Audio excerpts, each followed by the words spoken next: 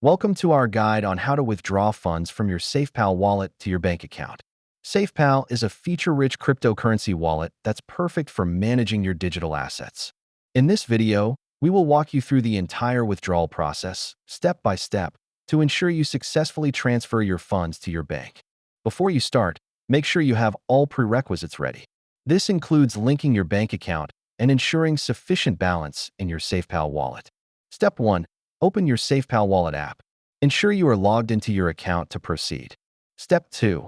Navigate to the Assets section of your wallet to view your available cryptocurrencies. Step 3. Select the cryptocurrency you wish to withdraw. Make sure it is supported for bank transfers. Step 4. Initiate the withdrawal process by clicking the Withdrawal button. Step 5. Enter your bank account details accurately to ensure successful transfer. Step 6. Confirm and review the transaction details carefully before finalizing the withdrawal. Step 7. Complete the withdrawal process, and don't forget to check the transaction status for any updates.